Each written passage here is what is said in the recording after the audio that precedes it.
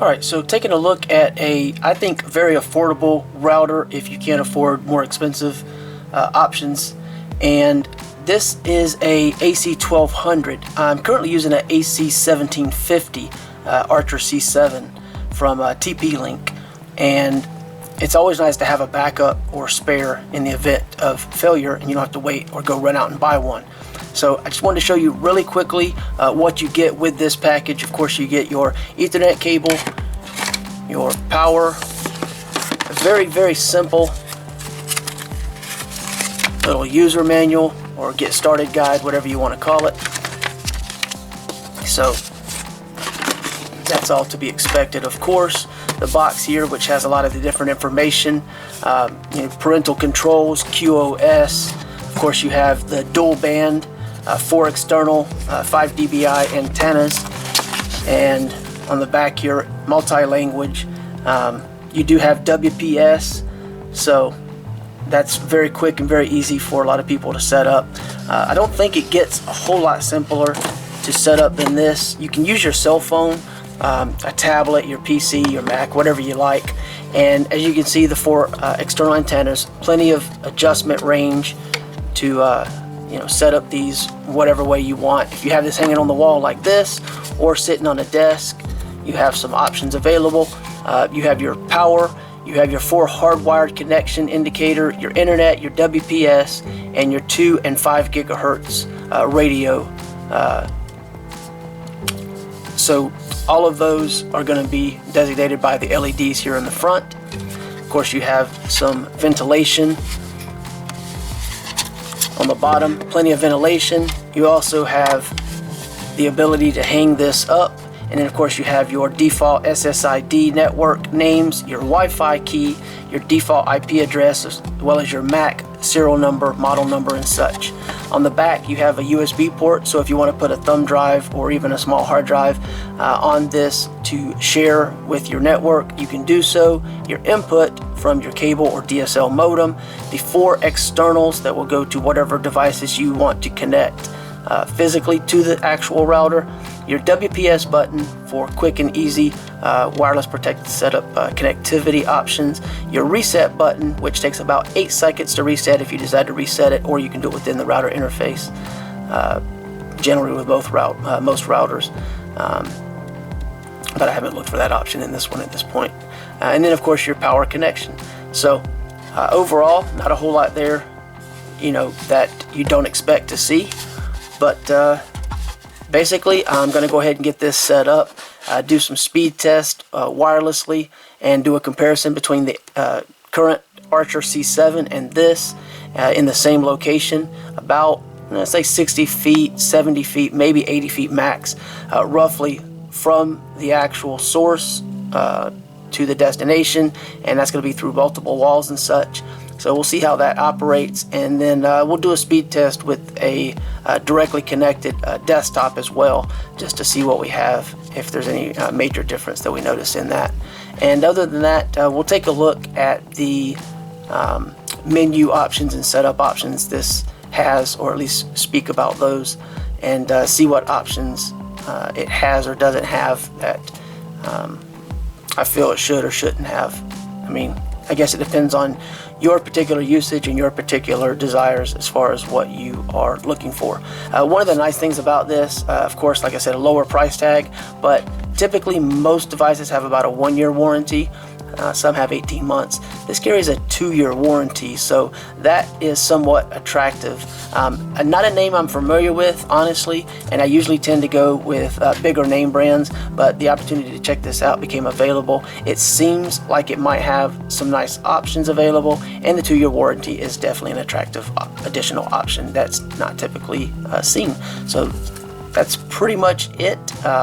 They call it Link Smart. I think that's in reference to how simple it is to get this connected. You can either log in through the IP address or through like ac-router.net or something like that. When it's connected, it's actually in the documentation and such. But the simplicity is supposed to be there, only a few steps, maybe 5 minutes, 10 minutes max to get this set up. And again, you don't have to have an app or anything special. You can do it from pretty much any device. from your smartphone to your desktop computer or Macintosh or what have you. So we'll go ahead and check this out, and we'll see what we can get in terms of a comparison with a router that costs twice as much, that offers a little more speed, and see just how significant the difference is between the two. Okay, thanks. Alright, so after testing this router out, basically I was very impressed with the change in the upload speed. Obviously the download speed did see a bump when I was using wireless. Well, not a bump up, but a bump down, a drop.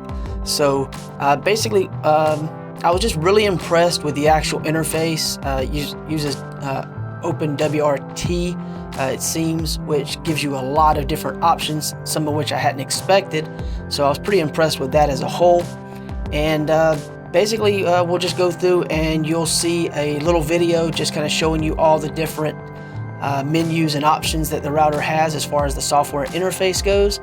And then we'll see a few pictures that are screenshots comparing the Archer C7 1750 to the router that we're looking at here, which is 1200, AC1200 as opposed to AC1750.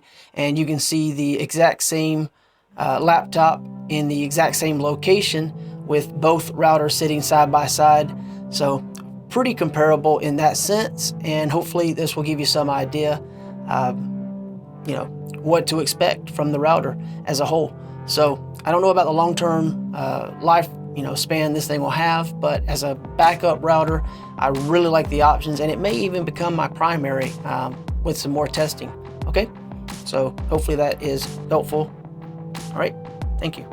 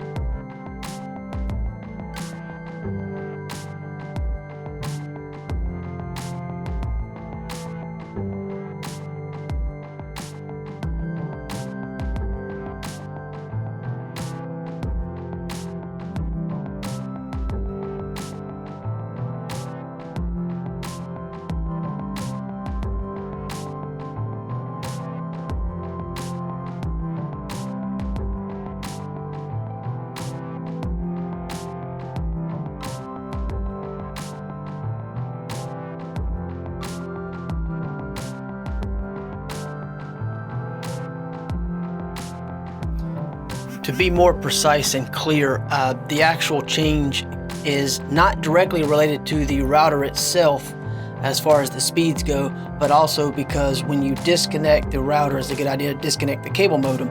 I did both, and in testing, the speeds are going to be very similar between the two. So the only significant difference that I'm really seeing is the wireless, which is to be expected because I'm going with a lower speed router now compared to the one I currently have. But overall, everything still works really well, and I'm very pleased with it. Again, I like the interface and all the different options and settings, and I kind of like the idea of using that router over the current one, even with the sacrifice of a little bit of speed in the wireless, since I primarily stick with the actual hardwired connection to the desktop. Okay, so I just wanted to be clear about that. I didn't want to mislead anyone in saying that it made that much of a difference in throughput, that it doubled the speed. But you know, I was kind of surprised by the overall functionality of the router, and I just wanted to add that on so no one is misled in thinking that I was trying to say that that router exceeded the other, you know. Okay, so just wanted to clear that up, and again, thank you.